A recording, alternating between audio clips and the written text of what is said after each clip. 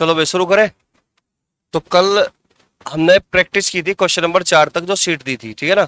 तो आगे जो प्रैक्टिस करेंगे तो हम पहले इस छोटे से टॉपिक को कवर करने के बाद करेंगे, ठीक है। तो नंबर ऑफ फैक्टर ये भी पूछता है कई बार सीटेट के एग्जाम में, तो इसी को समझना है पहले, ठीक है। तो इसको समझने से पहले तुम्हें छोटा सा एक एग्जाम्पल से चीजें क्लियर करो पहले, ठीक है भाई। जैसे कि मैं कोई नंबर 12 ले लिया, ठीक है ना, ये हमारा 12 नंबर है, तो इस पर काम करो पहले 12 पे। तो मैं आपसे पूछना चाहता हूं कि मल्टीपल क्या होता है। मल्टीपल मल्टीपल मल्टीपल का मतलब क्या है? गुणज। मल्टीपल का मतलब क्या है? गुणज। और गुणज को हम एक शब्द से और पुकारते हैं, अपवर्त्य। क्या होता है? अपवर्त्य। यानी कि गुणज का दूसरा नाम क्या होगा? अपवर्त्य। अपवर्त्य। क्लियर होगी बात। तो अपवर्त्य भी हम किसको बोलते हैं? गुणज को, ठीक है। तो अगर मैं इसके 12 के गुणज की बात करूं, 12 के मल्टीपल की बात करूं, तो 12 का जो मल्टीपल होगा, सबसे छोटा जो मल्टीपल होगा, सबसे छोटा जो गुणज होगा, सबसे छोटा जो अपवर्त्य होगा, वो क्या होगा? खुद होगा। यानी कि किसी भी नंबर का सबसे छोटा, किसी भी नंबर का जो सबसे छोटा मल्टीपल होता है, गुणज होता है, अपवर्त्य होता है, वो खुद होता है। तो 12 का जो सबसे छोटा मल्टीपल होगा, यानी कि मल्टीपल का मतलब है 12 के पाड़े में आने वाली तमाम संख्याएं, ठीक है ना। तो 12 का सबसे छोटा मल्टीपल खुद वो 12 ही होगा। तो 12 जो है इसका मल्टीपल है, ठीक है। तो 12 के पाड़े में आने वाली सभी संख्याएं 12 के मल्टीपल होंगी, ठीक है ना। तो 12 से आगे 12 दूनी 24, 12 तिये 36, 12 चौक 48, 12 पंजे 60। तो ऐसी कितनी संख्याएं हैं जो 12 से कटती होगी? तो हम बोलेंगे अनंत। तो हम बोलेंगे अनंत, इनफाइनाइट। क्लियर होगी बात, ठीक है ना। तो 12 से कटने वाली कुल संख्याएं बहुत सारी है, और उसी बहुत सारे को हम क्या बोलते हैं? अनंत बोलते हैं, इनफाइनाइट बोलते हैं। क्लियर होगी बात, ठीक है। तो 12 के मल्टीपल क्या हुए? अनंत। बात समझ में आई। तो 12 का जो मिनिमम मल्टीपल होगा, 12 का जो मिनिमम मल्टीपल होगा वो क्या होगा भाई? खुद 12 ही होगा। यहां तक तो कोई दिक्कत नहीं, ठीक है। यहां तक तो कोई दिक्कत नहीं किसी को। तो ये 12 क्या हुआ? हमारा मिनिमम मल्टीपल है। मिनिमम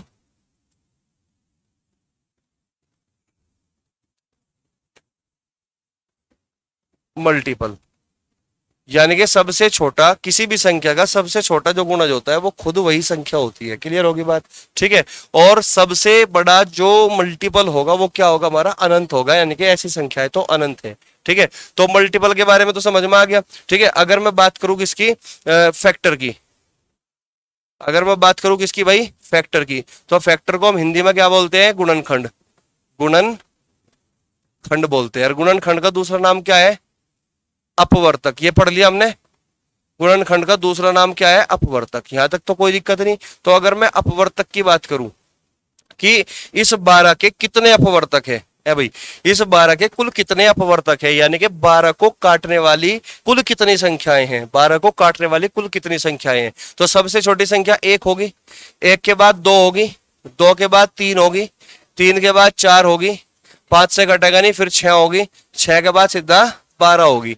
तो इसका मतलब 12 को कंप्लीटली डिवाइड करने वाली कुल कितनी संख्याएं हैं हमारे पास? 6 संख्याएं हैं। तो इसका मतलब मैं ये कह सकता हूं कि किसी भी संख्या के जो फैक्टर होते हैं वे लिमिटेड होते हैं।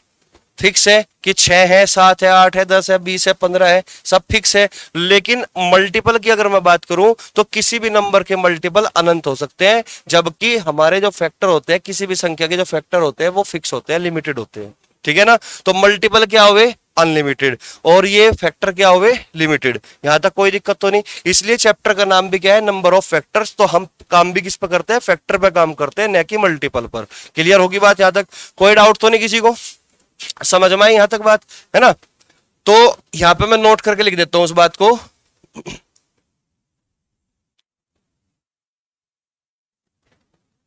ठीक है, अब ध्यान दो यहां पे भाई। ये एक क्या था हमारा? Minimum factor. Minimum factor. और ये 12 क्या है? Maximum factor. ये क्या हो गया? Maximum factor. क्लियर है बात। तो मैं कह सकता हूं कि किसी भी संख्या का जो सबसे छोटा फैक्टर होता है वो 1 हो सकता है, और किसी भी नंबर का, किसी भी संख्या का जो मैक्सिमम फैक्टर होता है वो खुद होता है। बात समझ में आई? ठीक है ना, यहां तक कोई दिक्कत तो नहीं? तो नोट करने में ये लिखो कि किसी भी संख्या के गुणनखंड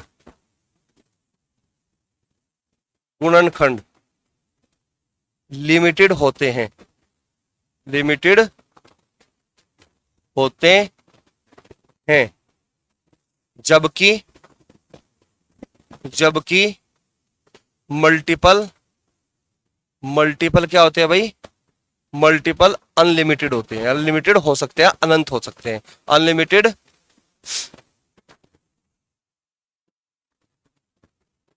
अनलिमिटेड होते हैं। समझ में आई बात? होते हैं। ये हुआ हमारा पहला पॉइंट। ठीक है, यहां तक तो कोई दिक्कत नहीं किसी को? ठीक है, ये हुआ हमारा पहला पॉइंट। दूसरे पॉइंट की अगर मैं बात करूं तो मैं ये कह सकता हूं कि किसी भी संख्या का किसी भी संख्या का किसी भी संख्या का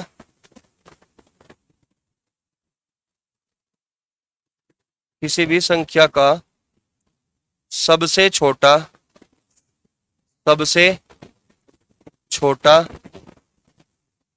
मल्टीपल वह खुद होता है। क्या होता है? खुद होता है। वह खुद होता है, जबकि जबकि मैक्सिमम मल्टीपल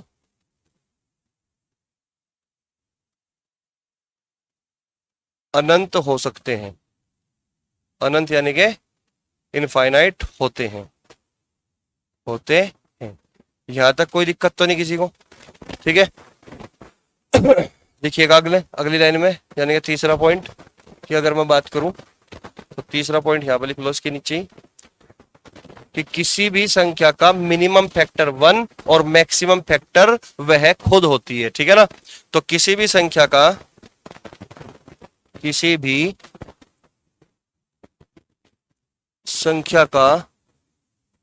मिनिमम फैक्टर वह खुद वो सॉरी मिनिमम फैक्टर 1 होता है। किसी भी संख्या का जो मिनिमम फैक्टर होगा वो क्या होगा भाई? मिनिमम फैक्टर 1 तथा मैक्सिमम फैक्टर खुद होता है। तो मुझे पहले तो ये बताओ, जितनी बात यहां पे लिख रही है इनमें कोई डाउट तो नहीं किसी को? ठीक है ना? इसमें कोई दिक्कत है तो मेरे से एक बार फिर से पूछ लो, मैं दोबारा रिवाइज करा दूंगा। कोई डाउट हो तो बताओ जल्दी।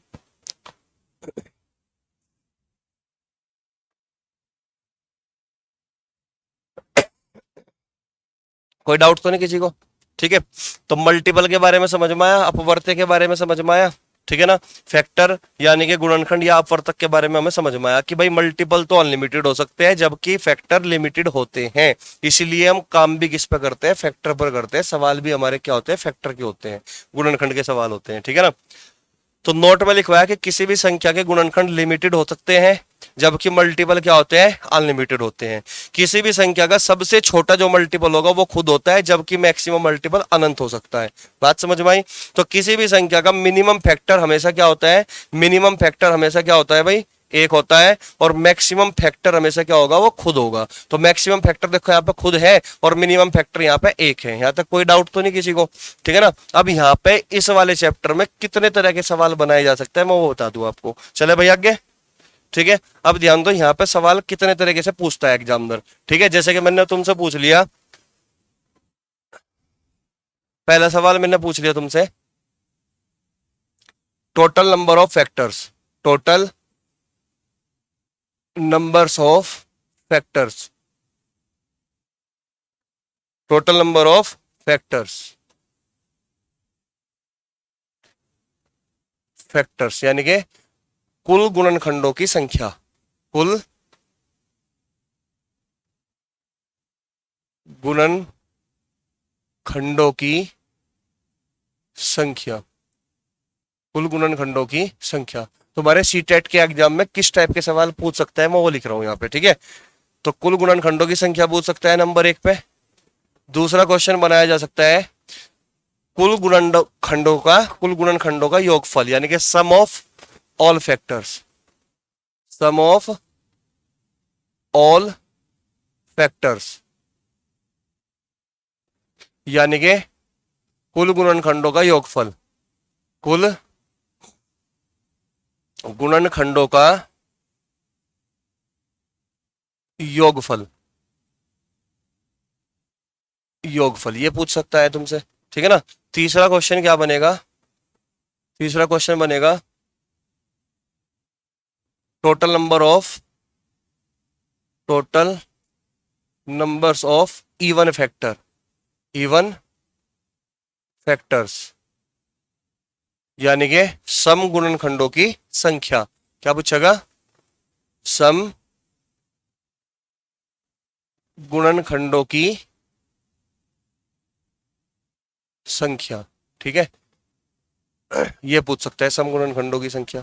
चौथा क्वेश्चन पूछ सकता है sum of all even factors, sum of all even factors,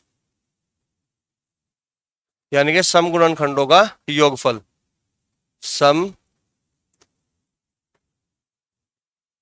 गुणनखंडों का योगफल, ये पूछ सकता है, ठीक है ना। चौथा हो गया। पांचवा क्वेश्चन पूछ सकता है विषम गुणनखंडों की संख्या, यानी कि total number of odd factors, total numbers of odd factors, ठीक है ना, विषम गुणनखंडों की संख्या।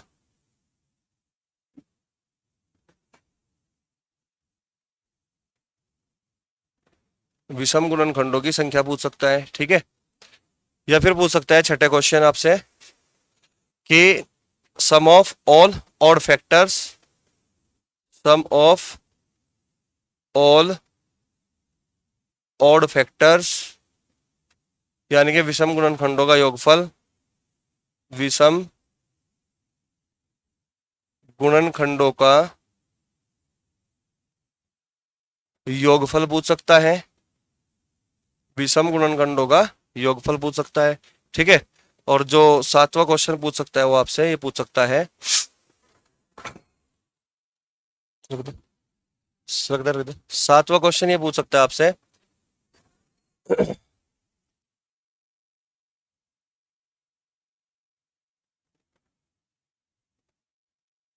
देखो total numbers of factor which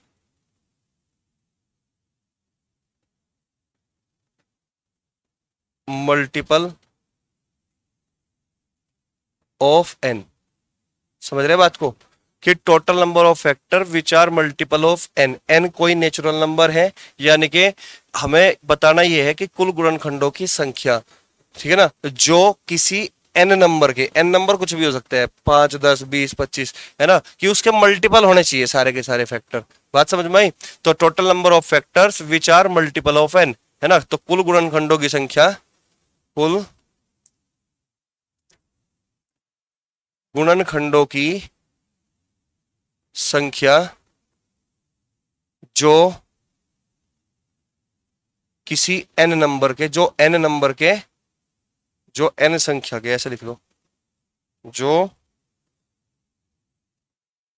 N संख्या का गुणा, जो एन संख्या के गुणा, जो है ना, एन संख्या के गुणा, जो, ठीक है भाई, ये पूछ सकता है, ठीक है। आठवां क्वेश्चन पूछ सकता है आपसे, आठवां पूछ सकता है sum of all factors, sum of all factors, sum of all factors which are multiple of N, ठीक है ना, which are multiple of N, यानी कि कुल गुणनखंडों का योग जो एन के गुणज हो, ठीक है ना, कुल गुणनखंडों का योग जो एन संख्या के गुणज हो, ठीक है जी। ये पूछ सकता है, पूछा भी गया है ये वाला क्वेश्चन सी टेट में भी और यूपी टेट में भी इस टाइप का क्वेश्चन आया हुआ है, ठीक है। नौवां जो क्वेश्चन होगा आपका वो ये हो सकता है, total number of prime factors, total numbers of prime factors, यानी कि अभाज्य गुणनखंडों की संख्या, अभाज्य गुणनखंडों की संख्या, ये पूछ सकते हैं। तो भाई ये है तुम्हारे इसमें सिलेबस में ये चीज, ये क्वेश्चन पूछता है, ठीक है ना। इसमें टोटल नंबर ऑफ फैक्टर्स में, नंबर फैक्टर्स में हमसे 9 तरह के सवाल पूछता है वो, ठीक है। यहां तक कोई दिक्कत तो नहीं किसी को, समझ में आ गया कि कौन से क्वेश्चन पूछेगा, ये सब कुछ पता लग गया, ठीक है ना। तो शुरुआत अब होगी इस चैप्टर की, क्लियर होगी बात यहां तक, करे भाई आगे चले, आगे जल्दी उतारो।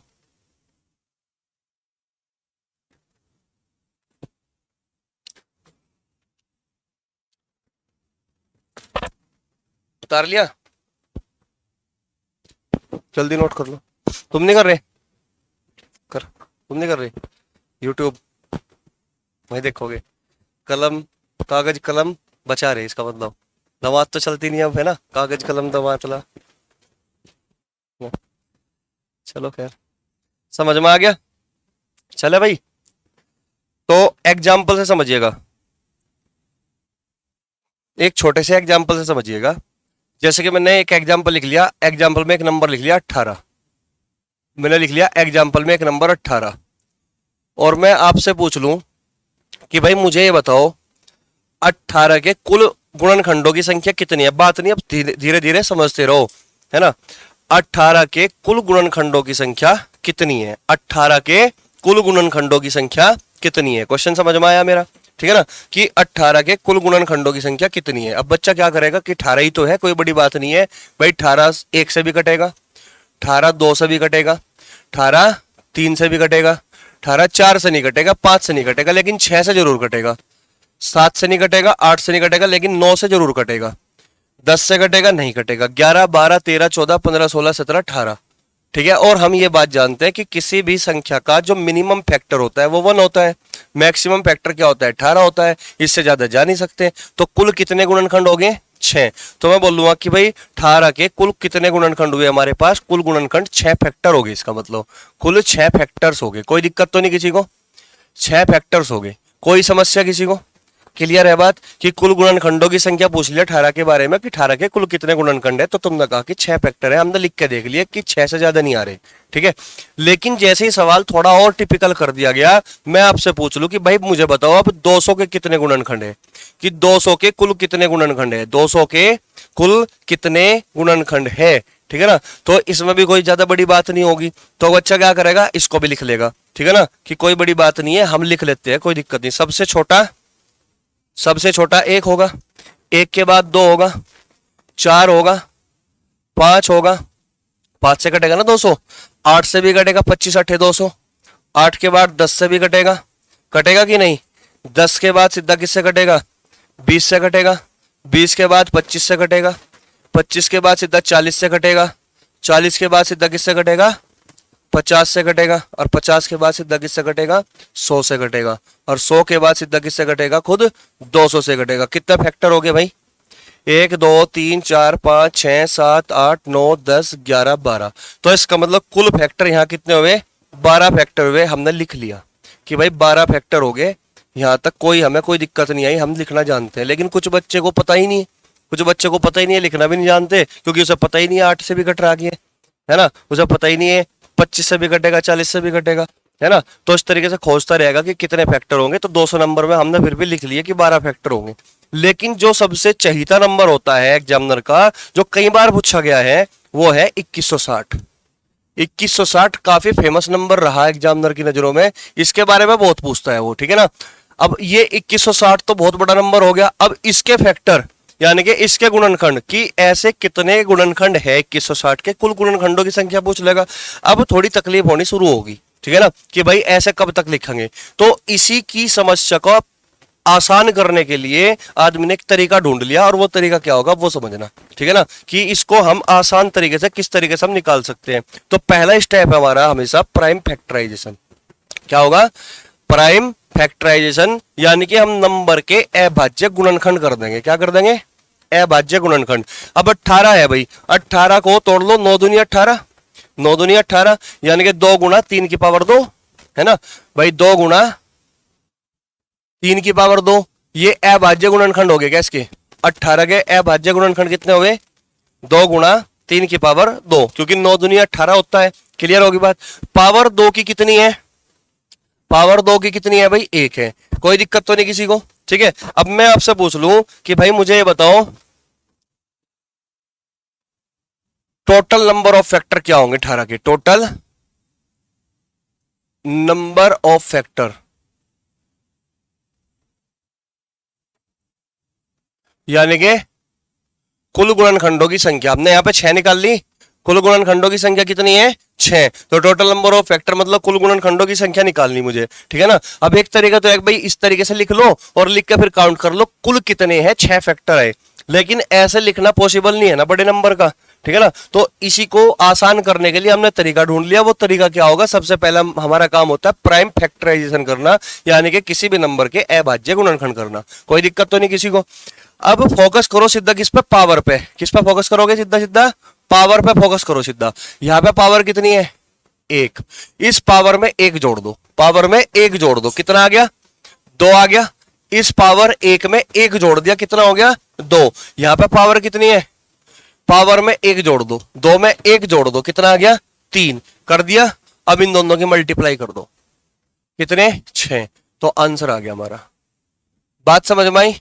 तो सबसे पहला काम क्या होगा? प्राइम फैक्टराइजेशन करना है। प्राइम फैक्टराइजेशन करने के बाद जो पावर होती है उनमें क्या जोड़ना है? 1 जोड़ दो। क्लियर होगी बात? जोड़ के मल्टीप्लाई कर दो, ठीक है ना। तो कितना? 1 यानी कि 2, 1 जोड़ दिया, 2 यानी कि 1 और जोड़ दो, 3 हो गया, 3 दूनी 6 यानी कि 6 फैक्टर निकलेंगे, हमें लिखने की जरूरत नहीं होगी। बात समझ में आ रही? ठीक है। ठीक इसी तरीके से मैं 200 को देखता हूं, तो 200 के सबसे पहले मैं करना क्या होगा?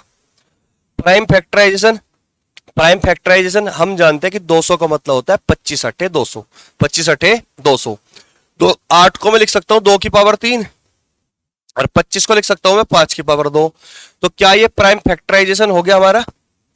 हो गया, अभाज्य गुणनखंड हो चुका, ठीक है। तो हमें बताना क्या है? Total number of factor. क्या बताना है? टोटल नंबर्स ऑफ फैक्टर, यानी कि कुल गुणनखंडों की संख्या, कुल गुणनखंडों की संख्या। तो मैंने तरीका तुम्हें बता ही दिया कि करना क्या है। करना क्या है? जो तुम्हें पावर दिखाई दे रही है, जो पावर दिखाई दे रही है इसमें 1 जोड़ दो, 3 और 1 4 ले लिया। ये पावर दिख रही ना 2, 2 में 1 जोड़ दो, कितना? 3। तो 3 ले लिया। अब इन दोनों की मल्टीप्लाई कर दो, क्या 12 नहीं आया? तो यानी कि 12 फैक्टर आ गए। तो क्या हमें ये इस तरीके से लिखने की जरूरत पड़ेगी? कोई डाउट तो नहीं? तो ये बताओ, पहला जो क्वेश्चन मेरा ये था, आपसे पूछता है यही कि टोटल नंबर ऑफ फैक्टर्स, कुल गुणनखंडों की संख्या कैसे निकलना है। सबसे पहला काम क्या करना है? प्राइम फैक्टराइजेशन कर लिया। करने के बाद जो पावर होती है उसमें 1 जोड़कर मल्टीप्लाई कर दो, तो पहला क्वेश्चन निकल जाएगा हमारा। कोई दिक्कत तो नहीं किसी को? समझ में आ गया सबके? ठीक है। यहां तक कोई डाउट है किसी को भाई? चलो भाई, तो ये तो हटा दूं मैं, अब इसको तो लिखने की जरूरत नहीं है, तो समझाने के लिए था, ठीक है। ये तो मैंने हटा दिया। अब जो दूसरा क्वेश्चन की बात करेंगे अब हम, ठीक है ना, दूसरे क्वेश्चन की बात करेंगे अब हम। दूसरा क्वेश्चन क्या पूछ सकता है इसमें? देखो, पहला क्वेश्चन हमारा ये हो गया, पहला क्वेश्चन हमारा टोटल नंबर ऑफ फैक्टर्स हो गया। तो दूसरा क्वेश्चन पूछेगा सम ऑफ ऑल फैक्टर्स, ठीक है ना, यानी कि कुल गुणनखंडों का योगफल। सम ऑफ ऑल फैक्टर्स, यानी कि कुल गुणनखंडों का योगफल। यहां पे भी यही निकालना हमें, सम ऑफ ऑल फैक्टर्स, यानी कि कुल गुणनखंडों का योगफल, ठीक है, दूसरा क्वेश्चन हमारा यही तो था, सम ऑफ ऑल फैक्टर्स, ठीक है ना, ये टोटल नंबर ऑफ फैक्टर्स निकालना सीख गए तुम, ठीक है। तो दूसरा क्वेश्चन हमारा यही है कि सम ऑफ ऑल फैक्टर्स यानी कि कुल गुणनखंडों का योगफल। क्लियर हुई बात यहाँ पे, ठीक है। अब समझिएगा, अगर हमें कुल गुणनखंडों का योगफल निकालना है तो बात को समझिएगा, यहाँ पे करना क्या है हमारा, ठीक है। तो प्राइम फैक्टराइजेशन जहां हमने किया 2 की पावर 1 गुणा 3 की पावर 2, यहां से स्टार्ट करोगे तुम, 2 की पावर 1 तक जाना है, 2 की पावर 1 तक जाना है, यहां पे 3 की पावर 2 तक जाना है, ठीक है। समझिएगा कैसे, तो शुरुआत जो होगी 2 में 2 की पावर 0 से करोगे, 2 की पावर 0 प्लस 2 की पावर 1, 2 की पावर 1, मैंने कहा कि 2 की पावर 1 तक ही चलना है हमें। क्लियर होगी बात, ठीक है। तो 2 की पावर 0 से स्टार्ट करोगे और 2 की पावर 1 पर रुक जाओगे, यहां तक कोई दिक्कत तो नहीं किसी को, समझ में आ रही बात यहां तक, ठीक है। बीच में मल्टीप्लाई का निशान हो गया यहां तक, ठीक है। अब यहां पे हमें जाना है 3 की पावर 2 तक जाना, शुरुआत कहां से करोगे, 3 की पावर 0 से, ठीक है ना। शुरुआत कहां से करोगे, 3 की पावर 0 से, तो 3 की पावर 0 प्लस 3 की पावर 1 प्लस 3 की पावर 2, बस 3 की पावर 2 तक ही चलना है, यहां पर रुक गए हम। यहां तक बताओ कोई दिक्कत है क्या, समझ में आ रही बात यहां तक, कोई डाउट तो नहीं। तो 2 की पावर 0 से शुरू करोगे और 2 की पावर 1 तक रुकना है, 3 की पावर 0 से शुरू करोगे और 3 की पावर 2 पर रुक जाना है, यहां तक बताओ कोई दिक्कत है क्या, समझ में आ रही है यहां तक बात, ठीक है। अब ध्यान दो, तो भाई 2 की पावर किसी भी संख्या, कोई भी नंबर है n, उसकी पावर चाहे कोई भी नंबर हो, कितना भी बड़ा हो कितना भी छोटा हो, उसकी पावर अगर 0 है तो उसका मान क्या होता है, 1 होता है। पता है सबको कि भाई a की पावर 0 का मान हमेशा 1 होता है, ठीक है। तो कोई भी नंबर हो, कोई भी प्राकृतिक संख्या हो, कितना भी छोटा हो कितना भी बड़ा हो, अगर उसकी पावर 0 है तो इस बात का मतलब उसका रिजल्ट 1 है। क्लियर होगी बात यहाँ पे, ठीक है। तो 2 की पावर 0 का मतलब 1 और 2 एकम 2, 2 की पावर 1 का मतलब 2, तो 2 प्लस 1 कितना हुआ यहाँ पे, 3 हो गया, 2 प्लस 1 कितना हुआ यहाँ पे, 3 हो गया, ठीक है। इंटू 3 की पावर 2 यानी कि 9, 9 और 3 12, 12 और 1 13, 13 3 39, तो योगफल कितना आ गया 39। अब ध्यान से सुनना मेरी बात को, हमने जो हमारे फैक्टर थे 18 के वो कौन कौन से थे, 1 था, 2 था, 3 था, 6 था, फिर 9 था और फिर 18 था, यही तो थे फैक्टर। जोड़ना इन सबको, इन सबको जोड़ दो। मैंने क्या बोला कि सम ऑफ ऑल फैक्टर्स यानी कि कुल गुणनखंडों का योगफल। एक तरीका तो ये था कि भाई सारे लिख लो, लिखने के बाद सबको जोड़ दो, लेकिन ये तो बहुत लेंथी प्रोसेस होगा, समझ रहे बात को, पॉसिबल ही नहीं कर पाओगे तुम अगर बड़ा नंबर होगा तो। अब इनको जोड़ के देखो, 18 और 9 कितना 27, 27 और 6 कितना 33, 33 और 3 कितना 36, 36 और 2 कितना 38, 38 और 1 39, तो योगफल 39 ही आया कि नहीं, बात समझ में आ रही, ठीक है। यहां तक कोई दिक्कत तो नहीं किसी को, समझ में आया बताओ। तो यहां से तुम सारे फैक्टर भी निकाल सकते हो, ये 2 की पावर 0 का मतलब 1 है, तो 1 की मल्टीप्लाई इस 3 की पावर 0 यानी कि 1 में करोगे, 1 की मल्टीप्लाई 1 में करोगे तो 1 ही तो मिलेगा भाई। 2 की पावर 0 का मतलब 1 ही तो है, 3 की पावर 0 का मतलब भी क्या है 1 ही है, तो 1 की मल्टीप्लाई 1 में करोगे तो 1 ही मिला, 1 की मल्टीप्लाई तुम 3 में करोगे तो 3 मिलेगा, 1 की मल्टीप्लाई 3 की पावर 2 यानी कि 9 में करोगे तो 9 मिलेगा, बोलो मिलेगा कि नहीं। तो इस 1 की मल्टीप्लाई हमने तीनों में कर दी। अब 2 की पावर 1 है, इस 2 की मल्टीप्लाई तीनों में कर दो, 2 की मल्टीप्लाई इस 1 में करोगे तो क्या मिला, 2 ही मिला गया, 2 ही मिला ना।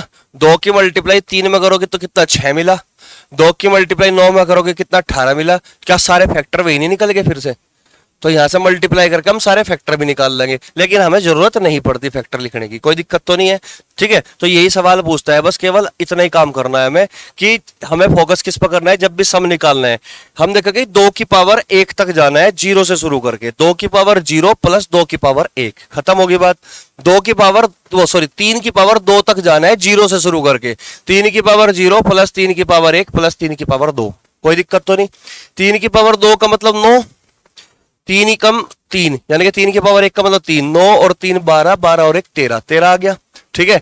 2 और 1 3, 13 3 39, योगफल आ गया 39। और भी तरीके हैं, जीपी से भी निकाल सकते हैं हम इस बात को, लेकिन जीपी की जरूरत नहीं है तुम्हें, ठीक है ना, इससे ज्यादा पढ़ने की जरूरत नहीं है। तुम इसको इस तरीके से याद रखो कि योगफल निकालना तो ऐसे निकालना तुम्हें, कोई दिक्कत तो नहीं किसी को, कोई डाउट है किसी को, बता लो जल्दी। अब जैसे कि भाई यहां पे देख लो एक बार, चलो 2 की पावर 3 तक जाना है जीरो से शुरू करके, 5 की पावर 2 तक जाना है जीरो से शुरू करके, ठीक है। तो यहां निकालिए जरा, 2 की पावर 0 प्लस 2 की पावर 1 प्लस 2 की पावर 2 प्लस 2 की पावर 3, बस यहीं पर रुक जाओगे। इंटू 5 की पावर 0 से शुरू करोगे प्लस 5 की पावर 1 प्लस 5 की पावर 2, बस यहीं पर रुकना है, ठीक है ना, कोई दिक्कत तो नहीं। अब यहां पर देखोगे तुम कि 2 की पावर 3 का मतलब 8, 2 की पावर 2 का मतलब 4, 8 और 4 12, 12 और 2 कितना हो गया 14, 14 और 1 कितना हो गया 15, तो यहां पे कितना आ गया 15 आ गया, ठीक है।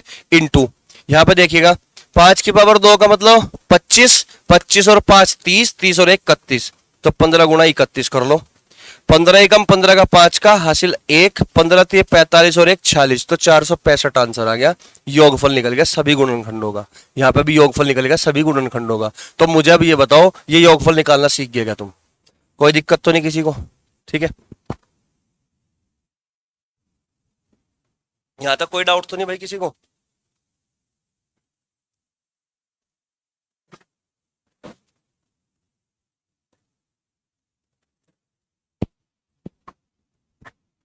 यहां तक समझ में आ गया? तो हमारे कुल मिला के ये 2 क्वेश्चन आ गए समझ में। पहला क्वेश्चन तो ये था हमारा, ये वाला टोटल नंबर ऑफ फैक्टर्स, कोई दिक्कत तो नहीं। दूसरा क्वेश्चन हो गया हमारा सम ऑफ ऑल फैक्टर्स, यहां तक कोई दिक्कत तो नहीं किसी को? तो दोनों चीज निकाल ली हमने, ठीक है। अब आगे बढ़े हम, ठीक है, चलो फिर आगे बढ़ रहे। तो तुम निकाल लोगे अब जो मैंने तुम्हें बताया था कि जो फेवरेट नंबर है 2160, 2160 का, ठीक है। ये 2160 काफी फेमस नंबर रहा, कई बार पूछा गया, इंपॉर्टेंट नंबर है, ठीक है। अब हम देखो सारे क्वेश्चन सीख लेंगे, हम 2160 पे ही काम करेंगे अब सारे नंबर पे, है ना। सारे जितने भी क्वेश्चन है वे सारे 2160 से निकाल लेंगे, ठीक है। ये चमक कम रहा ना, लो 2160। तो भाई निकाल लो पहला क्वेश्चन, कुल गुणनखंडों की संख्या। पहला क्वेश्चन बताओ total factors, total number of factors, कुल गुणनखंडों की संख्या कितनी होगी जल्दी। टोटल नंबर ऑफ फैक्टर्स, कुल गुणनखंडों की संख्या कितनी होगी, ये हमारा क्वेश्चन है, ठीक है। कुल गुणनखंडों की संख्या कितनी होगी, ठीक है।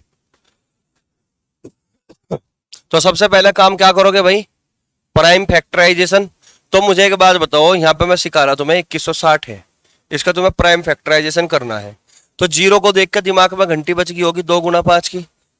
216 को देख के 6 की पावर 3 याद आया कुछ, 6 की पावर 3, 6 की पावर 3 क्यूब होता है ना, 6 का क्यूब 216 होता है, और 6 को मैं लिख सकता हूँ 2 तिये 6, 2 तिये 6 की पावर 3 हो गया, 6 की पावर 3, कोई दिक्कत तो नहीं।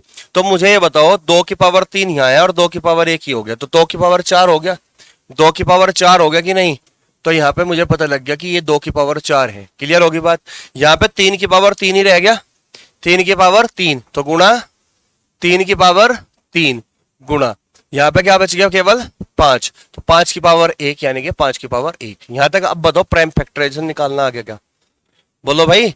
तो भाई नंबर की तो नॉलेज होनी चाहिए, अब ये तो है नहीं कि नंबर की नॉलेज है नहीं तो तुम इस काम को भी नहीं कर पाओगे। फिर तो तुम एक काम कर लो, 2160 को इस तरीके से काटते फिरो, ऐसे 2 एकम 2 इस तरीके से ऐसे करते फिरो, तो तब जाके निकलेगा तुम्हारा, ठीक है। लेकिन फास्ट करना तो इस तरीके से देखो नंबर को, कि 216 को देख के देखो 200, इसका 2160 का मतलब यही तो है कि भाई 216 गुणा 10, यही तो मतलब है।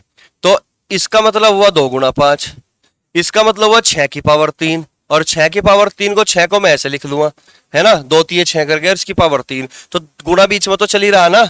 तो 2 की पावर 3 और 2 की पावर 1, 2 की पावर 4 हो गया, ठीक है। यहाँ पे 3 की पावर 3 ही बचेगा क्योंकि कोई और 3 नहीं है, तो 3 की पावर 3, 5 की पावर 1 आगे बिल्कुल आराम से, कोई दिक्कत तो नहीं किसी को। तो नंबर को ब्रेक करना सीख लो बस तुम, ठीक है, और कुछ नहीं करना इसमें। तो प्राइम फैक्टराइजेशन कर लिया भाई हमने। तो मेरा पहला सवाल आपसे यही है कि टोटल नंबर ऑफ फैक्टर्स क्या होगा, कुल गुणनखंडों की संख्या क्या होगी, ठीक है, क्या होगी 40, सबका 40 आ गया क्या, कुल गुणनखंडों की संख्या क्या होगी 40। तो हमें करना क्या है, 4 में 1 जोड़ना है, कितना आ गया 5, 3 में 1 जोड़ना है, कितना हो गया एक में एक जोड़ना है, कितना हो गया? तो सबको मल्टीप्लाई कर दो, 5 चौक 20 दूनी 40, तो भाई 40 फैक्टर्स है टोटल, 40 फैक्टर्स है। तो यानी कि मैं ये कह सकता हूं कि इस दुनिया में 2160 को काटने वाले कुल कितनी संख्याएं हैं? 40 संख्याएं हैं। बात समझ में आ रही? तो फैक्टर निकालना आ गया। दूसरा क्वेश्चन मेरा है आपसे, sum of all factors, sum of all factors, sum of all factors. तरीका मैंने बता ही दिया, तरीके और भी था जीपी ज्योमेट्रिक प्रोग्रेशन से भी मैं एक फॉर्मूला का यूज करके निकाल सकते हैं, लेकिन उसकी जरूरत नहीं है तुम्हें। तुम्हें आसान सा क्वेश्चन मिलेगा और तुम कर लोगे जहां तक उम्मीद है। तो भाई करोगे क्या? 2 की पावर 4 तक जाना है जीरो से शुरू करके, ठीक है ना? 2 की पावर 4 तक जाना है, तो 2 की पावर 0 प्लस 2 की पावर 1 प्लस 2 की पावर 2 प्लस 2 की पावर 3 प्लस 2 की पावर 4, यही थम जाओगे। अब 2 की पावर 4 तक पहुंच गए, 3 की पावर 3 तक जाना है, गुणा कर दो बीच में, 3 की पावर 0, 3 की पावर 1, 3 की पावर 2, 3 की पावर 3। क्लियर होगी बात? 5 की पावर 1 तक जाना है, 5 की पावर 0 प्लस 5 की पावर 1। बोलो बात समझ में आ गई क्या? इतना कर लोगे? समझ में आ रही इतनी बात? तो अब कुछ नहीं करना, अब केवल और केवल लिख देना है 2 की पावर 4 का मतलब 16 और 2 की पावर 3 का मतलब 8। तो 16 में 8 जोड़ दोगे कितना? 24। 24 में 4 जोड़ दोगे कितना हो गया? 28। 28 में 2 जोड़ दो कितना हो गया? 30। 30 में 1 जोड़ दोगे कितना हो गया? 31। तो यहां से तो 31 मिल गया भाई हमें, कोई दिक्कत तो नहीं किसी को। 2 की पावर 4 का मतलब होता है 16 और 2 की पावर 3 का मतलब होता है 8, है ना? 2 की पावर 4 का मतलब है 2 को 4 बार बिठा दो आपस में, 2 की मल्टीप्लाई 4 बार करनी है, ठीक है ना? तो 16 और 8 24, 24 और 4 कितना हो गया हमारा? 28। 28 और 2 30 और 1 31। क्लियर है बात यहां तक? ठीक है। अब यहां पे देखते हैं कितना होता है। 3 की पावर 3 27, 27 और 9 कितना हो गया? 36। 36 और 3 कितना हो गया? 39 और 1 40। तो यहां पे मुझे कितना मिल गया? 40। कोई दिक्कत तो नहीं। यहां पे देखते हैं फिर 5 की पावर 1 5, 5 और 1 6, तो इनकी मल्टीप्लाई कर दो भाई, मल्टीप्लाई कर लोगे, ठीक है? मल्टीप्लाई करने के बाद क्या मिलेगा भाई? 6 कम 6 36 18, है ना? 6 की मल्टीप्लाई 31 में कर दी, गुणा 40, ये बच गया। अब 40 की मल्टीप्लाई कर दो, यानी कि 0 लगा दी। 4 की मल्टीप्लाई कर दो, 4 6 24 का 4 का 2, 4 8 32 और 2 34, 3 4 और 3 7 7440। ये इस सवाल का जवाब आ गया। यहां तक बताओ कोई दिक्कत है क्या किसी को? समझ में आ गया भाई सबके? ठीक है। तो इन सब की मल्टीप्लाई करके क्या आ गया? 7440 आ गया, और यही इस सवाल का जवाब है। अब बताओ, कुल गुणनखंडों की संख्या या कुल गुणनखंडों के योगफल में कोई डाउट तो नहीं किसी को? यहां तक चीजें क्लियर हो रही सबके? बिल्कुल आराम से, है ना? चलिए, तो ये चीज तो भाई हमारे समझ में आ गई, ठीक है ना? अब 2 सवाल हमने कर लिया, अच्छे से कर लोगे। जब 20 टाइप का सवाल होगा तो मिटा दूं मैं इसको नीचे से, ठीक है? या फिर अगले पेज पे कर लेते हैं। चलो 2160 ही ले लो फिर से। 2160 हमारा नंबर है, जो एग्जामिनर का काफी फेवरेट नंबर रहा, ठीक है ना? तो इसका प्राइम फैक्टराइजेशन करना तुम पे आ गई है।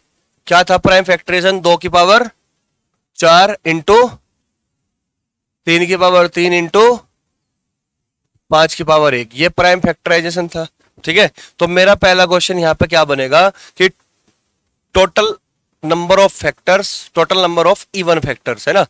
तो total numbers of even factor, even factors. तो इस बार में क्या पूछ रहा तुमसे है भाई? इस बार मैं आपसे पूछ रहा हूं ये वाली चीज, ये वाली चीज, total number of even factors, यानी कि सम गुणनखंडों की संख्या। तीसरे क्वेश्चन पे आ गए अब हम, सम गुणनखंडों की संख्या कैसे निकलेगी? तो ये चीज हमें समझनी है तीसरे क्वेश्चन को, ठीक है? सम गुणनखंडों की संख्या कैसे निकलेगी? अब ध्यान दो, सम गुणनखंडों की संख्या, तो तुम लिख लो, हिंदी में लिख लो, सम गुणनखंडों की संख्या या total number of even factor, जैसे भी मर्जी ऐसे लिख लो। अब मुझे सबसे पहले एक बात बताओगे तुम, मैंने ये कहा कि ये 1 है, ये 3 है, छोटे छोटे एग्जाम्पल से क्लियर करनी बात, ये 5 है, ये 7 है, ये, ठीक है, ये हमारा 9 है और ये हमारा 11 है, ठीक है? तो अब मुझे बताओ ये कैसी संख्याएं हैं? और संख्याएं हैं, विषम संख्याएं हैं, क्योंकि अगर मैं इतना लिखता तो बच्चों के दिमाग में आ सकती अभाज्य, लेकिन एक अभाज्य नहीं होता। समझ रहे बात को? तो मैं अब इसको क्या बोल लूंगा कि 1, 3, 5, 7, 9, 11 ये सारी की सारी जो संख्याएं हैं ये हमारी विषम संख्याएं हैं। बात समझ में आ रही? और संख्याएं हैं, और नंबर्स हैं। तो अब मैं चाहता हूं कि इनमें ना प्रत्येक में मैं 2 से मल्टीप्लाई कर दूं। किससे मल्टीप्लाई कर दूं? 2 से। प्रत्येक नंबर्स में मैं 2 से मल्टीप्लाई कर दूं। तो 2 एकम 2 तिये 2 पंजे 2 सते 2 नम 2 से बराबर करोगे। ये कैसी संख्या बनी? सम संख्या बनी। ये कैसी संख्या है? हमारी सम संख्या है। तो इस बात का मतलब मैं कह सकता हूं कि जो हमारी सम संख्या होती है वो हमेशा 2k की फॉर्म में होती है। 2k की फॉर्म में होती है। यानी कि याद रखना कि जो हमारी सम संख्या होगी उसमें हमेशा 2 चाहिए। यानी कि किसी भी संख्या को सम बनाने के लिए हमें 2 कितने चाहिए? 1 चाहिए। केवल 1 2 चाहिए मुझे। बात समझ में आई? यानी कि 1 हमारी विषम संख्या थी, हमने 2 से मल्टीप्लाई कर दी तो 2 आ गया। तो इसका मतलब 2 गुणा 1 ही तो है, तो 2k की फॉर्म में हुई ना। ठीक है ना? ये 6 है, इसका मतलब 2 तिये 6 है ना। 2 तिये 6 है ना, तो ये 2k की फॉर्म में हुई ना। k की वैल्यू यहाँ पे 3 होगी और ये 2 फिक्स है हमारा। ठीक है ना? ये 2 पंजे 10 है, तो ये 2k की फॉर्म में हुई ना। 2 हमारा फिक्स हो गया यहाँ पे। यानी कि किसी भी संख्या को अगर हमें सम बनाना है तो 2 की मिनिमम पावर हमें 1 चाहिए। 2 की मिनिमम पावर कितनी चाहिए? 1 चाहिए। बात बताओ समझ में आई क्या? ठीक है ना? क्योंकि हमारी जो सम संख्या होती है वो हमेशा 2k की फॉर्म में होती है। ठीक है ना? किसी भी संख्या को, दुनिया का कोई भी नंबर उठा लो, अगर उसको इवन करना है, सम करना है, तो हम 2 की पावर 1 चाहिए मुझे। बात समझ में आ रही? 2 की पावर क्या चाहिए? 1 चाहिए। यहां तक बताओ कोई दिक्कत तो नहीं किसी को? तो किसी भी संख्या को सम करने के लिए 2 की मिनिमम पावर हमें 1 चाहिए। तो मैं लिख दूं उस बात को भी, कोई दिक्कत नहीं है। तो किसी भी संख्या को इवन बनाने के लिए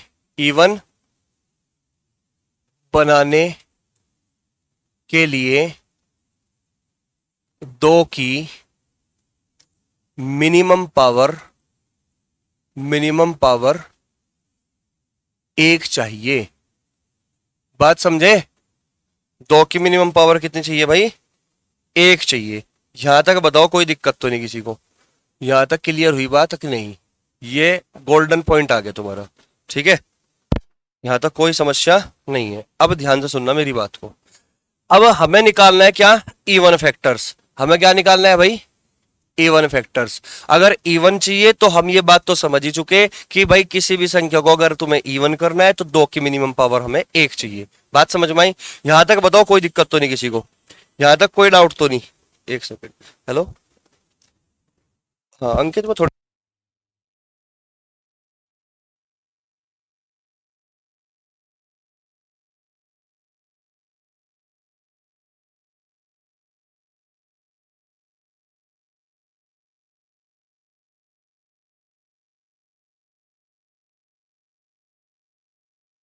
दिक्कत तो नहीं किसी को? तो हम कह रहे कि मिनिमम पावर क्या चाहिए? 1 चाहिए भाई।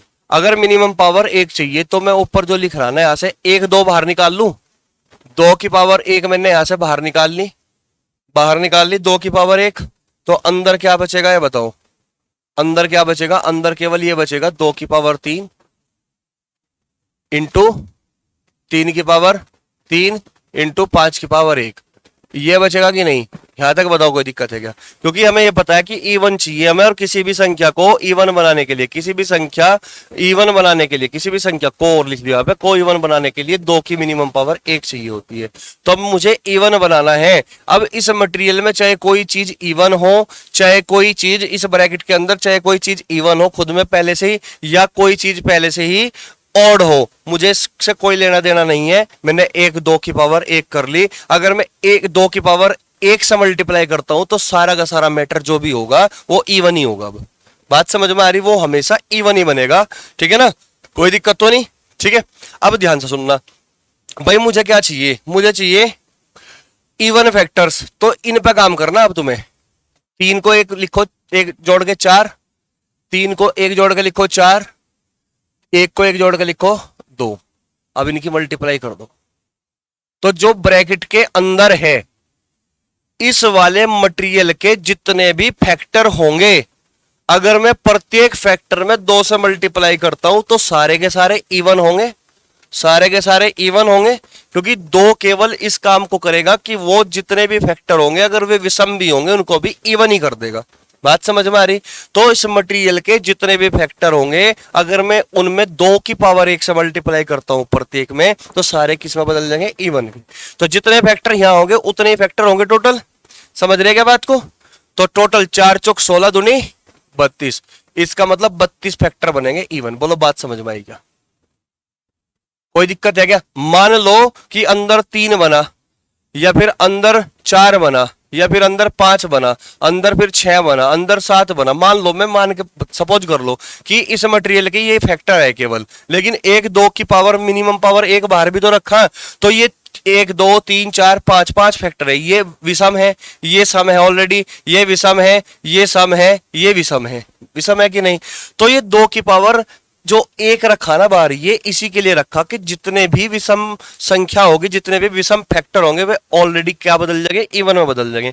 2 तिये 2 चौक 2 पंजे 2 छिक 2 सते। अब फैक्टर की संख्या तो उतनी होगी ना जितनी यहां थी। यहां कितने थे? 5 थे, तो यहां पे भी तो 5 आया। केवल 2 का काम ये है कि विषम को इवन कर देगा। बात समझ में आ रही? कोई दिक्कत तो नहीं किसी को? तो इसके मटेरियल के जितने भी फैक्टर बनेंगे उतने फैक्टर होंगे इवन फैक्टर। तो 32 हुए। यहां तक बताओ पहले, कोई दिक्कत है क्या? समझ में आ रही बात यहां तक? कोई डाउट है किसी को? क्लियर होगी बात यहां तक? चले भाई आगे। तो ये समझ में आया ना कि जब भी इवन फैक्टर निकालना हो तो हम 2 की मिनिमम पावर 1 पहले ही बाहर निकाल लेंगे। क्लियर होगी बात? अरे बता दो, ठीक है। कोई और एग्जांपल देके बताऊं? जैसे कि मैं कोई एग्जांपल ऐसे ले लिया, 200 को ही पकड़ लो, 25 अट्ठे 200, 2 की पावर 3 इंटू 5 की पावर 2। मुझे इवन फैक्टर चाहिए ना, तो पहले में 2 की पावर 1 को तो बाहर निकाल लूंगा, तो अंदर क्या बचेगा? 2 की पावर 2 गुणा 5 की पावर 2। तो इस मटेरियल के जितने भी फैक्टर होंगे उतने ही इवन फैक्टर बनेंगे, क्योंकि ये 2 सबको इवन बना देगा। यानी कि 2 है तो 3 लिख दूंगा, 2 है तो यहाँ पे 3 लिख दूंगा, 3 3 9, तो 9 फैक्टर बनेंगे इस मटेरियल के। और प्रत्येक में 2 मल्टीप्लाई करेगा तो संख्या तो 9 ही रहेगी। समझ रहे बात को? कोई दिक्कत तो नहीं? समझ में आ गया होगा? आ गया? चलो अब मैं बात करूं कौन से क्वेश्चन की। हाँ,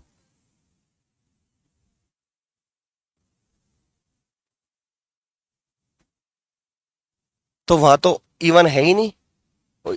वो इवन फैक्टर उसी का तो पूछेगा ना जो खुद इवन नंबर होगा। अब पहले ही वो विषम संख्या दे दी तो उसके इवन फैक्टर तो हो ही नहीं सकते फिर। समझ रहे बात को?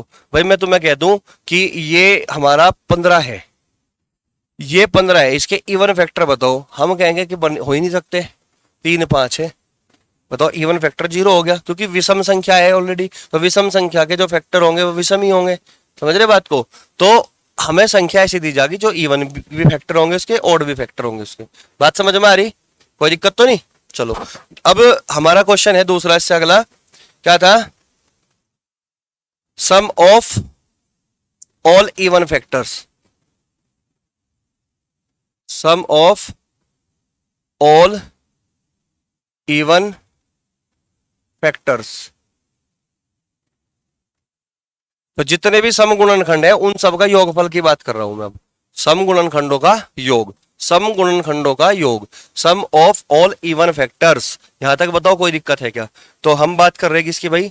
हम बात कर रहे हैं अब इस वाले पॉइंट की, सम ऑफ ऑल इवन फैक्टर्स। ये जो चौथा पॉइंट है। बात समझ में आई? 3 सवाल तक तो कर लिया, समझ में आ गया। तो चौथे सवाल पे आगे भाई अब हम, ठीक है ना? चौथे सवाल पे, ठीक है। Sum of all even factors, यहां तक यहां से समझिएगा। अब मुझे एक बात बताओ, तुम फोकस किस पर कर रहा है? जब भी योगफल निकालते हैं हम फोकस किस पर करते हैं? हम इस पर करेंगे। किस पर करेंगे? इस पे। 2 की पावर 4 तक जाना है, 3 की पावर 3 तक जाना है ना, और 5 की पावर 1 तक जाना है। क्लियर होगी बात? ठीक है। तो 2 की पावर 4 तक जाना है तो 0 से शुरू करोगे, 2 की पावर 0 प्लस 2 की पावर 1 प्लस 2 की पावर, समझ लो पहले फिर उतारना, 2 की पावर 2 प्लस 2 की पावर 3 प्लस 2 की पावर 4। पहुंच गए भाई? कोई दिक्कत तो नहीं? ठीक है, और 3 की पावर 3 तक जाना है तो गुणा 3 की पावर 0 प्लस 3 की पावर 1 प्लस 3 की पावर 2 प्लस 3 की पावर 3, है ना, 3 की पावर 3 तक पहुंच गए, मल्टीप्लाई का निशान होगा बीच में। फिर हमें जाना कहां तक है, 5 की पावर 1 तक, 5 की पावर 0 प्लस 5 की पावर 1। कोई दिक्कत तो नहीं किसी को। अब मुझे एक बात बताओगे तुम, ध्यान से सुनना मेरी बात को। 2 की पावर 0 का मतलब क्या होता है 1, 3 की पावर 0 का मतलब क्या होता है 1, 5 की पावर 0 का मतलब क्या होता है 1। तो इसका मतलब मैं इस 1 की मल्टीप्लाई इस 1 में करूंगा, फिर मैं इस 1 में करूंगा, तो क्या मिलेगा, 1 मिलेगा। लेकिन 1 तो मेरा विषम है कि नहीं, 1 तो विषम संख्या है, मुझे चाहिए इवन फैक्टर का योग, तो 1 तो क्या है मेरा विषम संख्या है। तो मैंने तुम्हें यह बात कही कि किसी भी संख्या को इवन बनाने के लिए 2 की मिनिमम पावर 1 चाहिए, 2 की मिनिमम पावर 1 चाहिए। लेकिन यहां पे अगर मैं 2 की पावर 0 से शुरू करता हूं तो इसका मतलब मेरा एक फैक्टर यहां 1 होगा जो कि विषम संख्या होगी।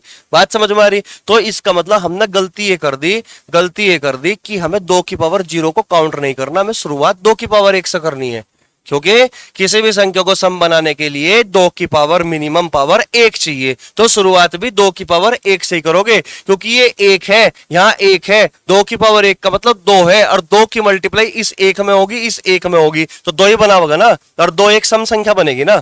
समझ रहे बात को। तो सम बनाने के लिए 2 की मिनिमम पावर कितनी चाहिए, 1 चाहिए। तो इसका मतलब हमें 2 की पावर 0 को काउंट नहीं करना, ठीक है ना। जब भी इवन की बात होगी तो 2 की पावर 1 से शुरुआत करोगे, हमेशा याद रखोगे इस बात को।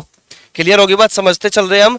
क्यों नहीं कर पा रहे हम 2 की पावर 0 से शुरू, वो मैंने बता दिया तुम्हें, क्योंकि 1 बनेगा फिर, और 1 हमारी एक विषम संख्या होती है। क्लियर होगी बात यहां तक, ठीक है। तो इसका मतलब हमने ये गलती कर दी थी जिसको हमने सुधार लिया अब, ठीक है। तो गलती करके भी मैंने बता दी तुम्हें, तो हम शुरुआत यहां से करेंगे अब। कोई दिक्कत तो नहीं किसी को। तो 2 की पावर 1 से शुरुआत करोगे इसका मतलब, ठीक है ना, क्योंकि मिनिमम पावर 1 चाहिए, तो शुरुआत भी 2 की पावर 1 से ही होगी, ठीक है। अब बस कर लो काम को। 2 की पावर 4 का मतलब 16, 16 और 8 कितना हो गया 24, 24 और 4 कितना 28, 28 और 2 30, 30 मिल गया भाई यहां से, ठीक है। यहां पे देखो कितना मिलेगा, 3 की पावर 3 27, 27 और 9 कितना 36, 36 और 3 कितना 39, 39 और 1 40, ये यहां से 40 है। वो वहां तक ही चलना है, 4 तक ही, 3 तक ही जाना है, 1 तक ही जाना है। लेकिन भाई सम कौन बनावेगा, 2 ही तो बनावेगा। तो 3 से तो मुझे मतलब ही नहीं है। जब 2 की पावर 1 सब 1 में भी मल्टीप्लाई कर देगी, वो खुद जो है विषम में मल्टीप्लाई करेगी 2, तो वो खुद विषम को सम बना देगा ना। तो इसलिए मिनिमम पावर 2 में करना है 1 से शुरू, बाकी सब वही सेम प्रोसेस रहेगा। समझ रहे बात को, क्लियर है बात। केवल हमने बात भी किसकी करी थी, देखो यहाँ पे, केवल हमने बात भी किसकी करी, हमने केवल 2 की पावर, केवल हमने 2 की बात करी। समझ रहे बात को, बाकी संख्याओं को तो छेड़ ही नहीं रहे हम। क्लियर होगी बात। और क्यों कर रहे हैं हम 2 की पावर 1 से शुरू, वो भी तुम्हें पता लग गया, उसकी वजह क्या है। कोई चीज रटने वाली बात तो नहीं लग रही होगी मेरे ख्याल से, ठीक है। तो 40 आ गया, तो यहां पे बताओ कितना आ गया, 6 आ गया क्या, 5 और 1 6, सबको भिड़ा दो आपस में, मल्टीप्लाई कर दो, कितना आ गया भाई, भाई 4 3 12, 1200, 12 12 6 72, कितना आ गया 7200। यहां तक बताओ कोई दिक्कत तो नहीं किसी को, 7200 आ गया। कोई डाउट है,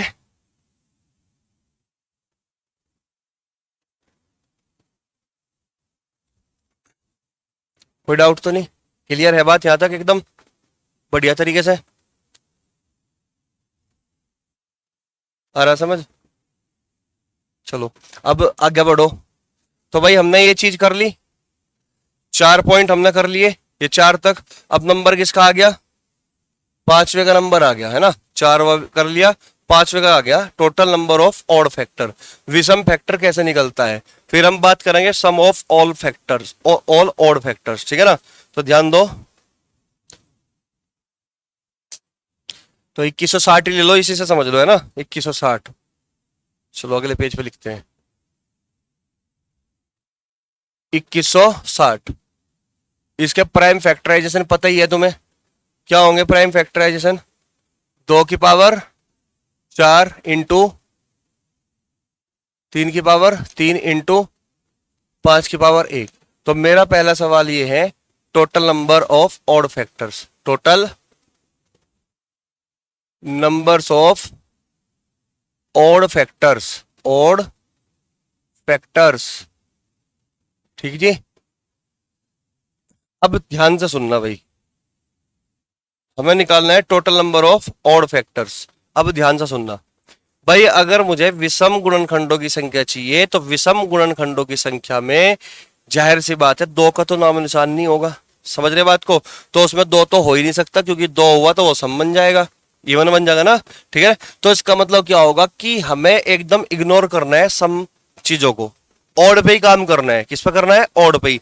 तो इसका मतलब ये हुआ कि अगर तुम्हें विषम गुणनखंडों की संख्या चाहिए तो इससे मेरा कोई लेना देना नहीं है, 2 की पावर 4 से मेरा लेना देना नहीं है। यानी कि विषम का मतलब है कि जहां पे दो हो ही ना।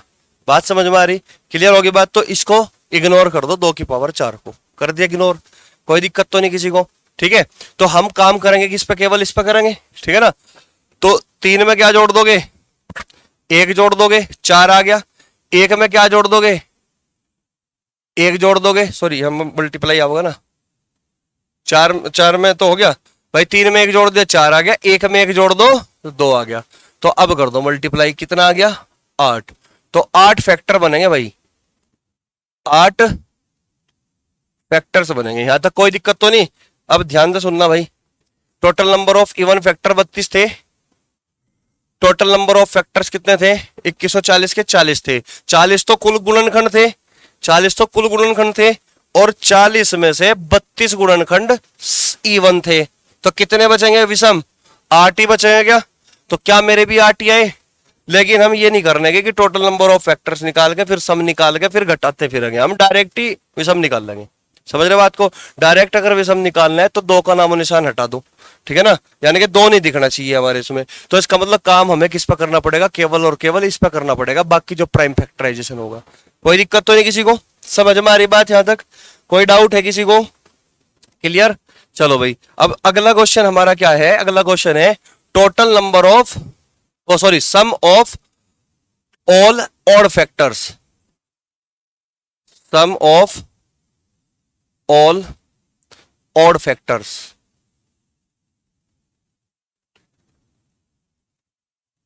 ठीक है भाई, ये हो गया sum of all odd factors, यानी कि सभी विषम गुणनखंडों का योगफल की मैं बात करूंगा, ठीक है ना, सभी विषम गुणनखंडों के योगफल की मैं बात करूंगा।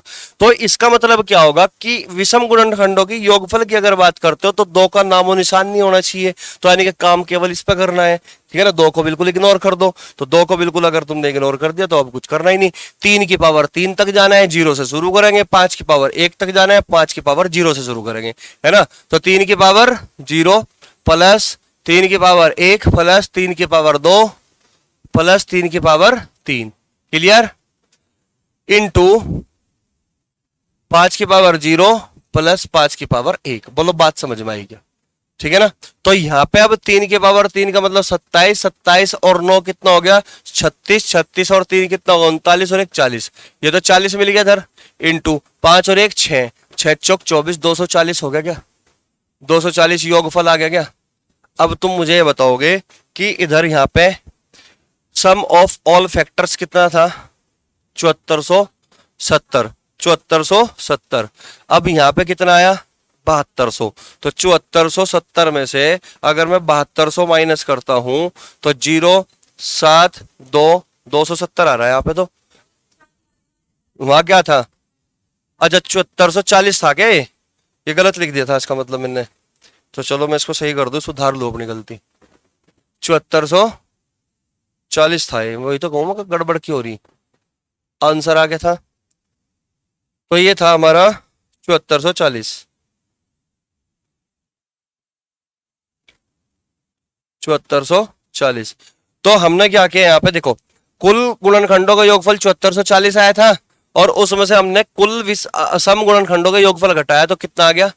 240, और 240 ये आया ना हमारा यहाँ पे भी, ठीक है ना। लेकिन हमें डायरेक्ट निकालना आना चाहिए, समझ रहे बात को? ऐसे नहीं करना बिल्कुल भी, तो डायरेक्ट निकालना आना चाहिए। अब मुझे बताओ ये चीज समझ में आई क्या तुम्हारे? कोई दिक्कत तो नहीं किसी को? तो अब बाकी जो क्वेश्चन बचे तुम्हारे वो ये बचे, याद रखना, याद दिला दियो मेरे। तो हमने कितने सवाल पढ़ लिए? सम ऑफ ऑल फैक्टर 6 तक कर लिए हमने। अरे क्या हुआ, ठीक है ना। तो हमने 6 तक कर लिए, 7 8 9, 3 सवाल रह गए हमारे, है ना। 3 सवाल रह गए, तो बाकी अगली क्लास जब भी होगी तो ये 3 ही चीज पढ़ के उसके बाद हम सीधे प्रैक्टिस करेंगे, ठीक है ना। उसके बाद वो प्रैक्टिस हमारी लास्ट होगी। बस अगर एच से एलसीएम में से कोई भी क्वेश्चन आया तो तुम करके आओगे एक भी क्वेश्चन, हालांकि मैं जितना पढ़ाऊंगा उससे बाहर जाने का नहीं, ठीक है ना। कोशिश तो मेरी यही है, ठीक है। कंटेंट में से अगर आएगा, कोई दिक्कत तो नहीं किसी को। चलो ठीक है भाई, लास्ट था, चलो।